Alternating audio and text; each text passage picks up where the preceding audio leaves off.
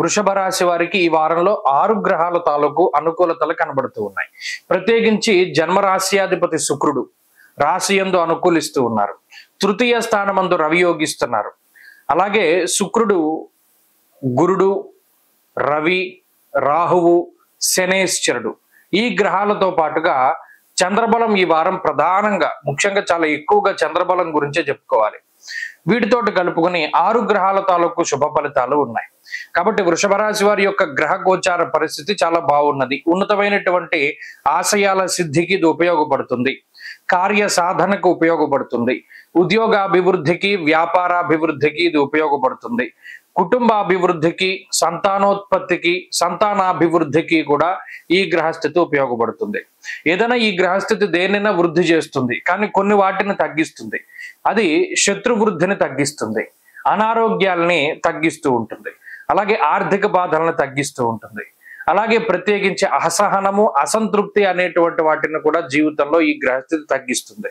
మానసికమైనటువంటి పరిపక్వత ఉంటుంది. ఎవరైతే మనోవ్యాధులతోటి బాధపడుతూ ఉన్నారో, మానసికమైనటువంటి రుగ్మతలతోటి బాధపడుతూ ఉన్నారో అటువంటి వాటి నుండి ఈ వారం కొంత ఉపశమనం పొందడానికి లేదా ఉపశమనాన్ని కలిగించేటువంటి వాటిని కనుక్కోవడానికి ఈ వారంలో ఎక్కువ అవకాశాలు ఉన్నాయి. మాటపరమైనటువంటి విభేదాలు, వృత్తిపరమైనటువంటి ఒడిదుడుకులు, వ్యాపారపరమైనటువంటి చికాకులు ఇవన్నీ ఏవైతే ఉన్నాయో అవన్నీ తగ్గుముఖం పట్టడానికి అవకాశాలు ఉంటాయి. కుటుంబ సభ్యులతోటి చాకచక్యంగా వ్యవహరించగలుగుతారు. కొన్ని సందర్భాల్లో తోబుట్టువులు కానీ లేదా మిగతా కుటుంబ సభ్యులు కానీ మీకు వ్యతిరేకిస్తూ ఉన్నటువంటి పరిస్థితుల్ని మీరు దాటుకుని ముందుకు వెళ్ళగలుగుతారు. ఆనందదాయకమైనటువంటి ఫలితాలని అనుభవించడానికి అవకాశం ఎక్కువగా ఉన్నది. అలాగే మనోల్లాసం కలుగుతూ ఉంటుంది. చాలా కాలం తర్వాత మానసిక ప్రశాంతత.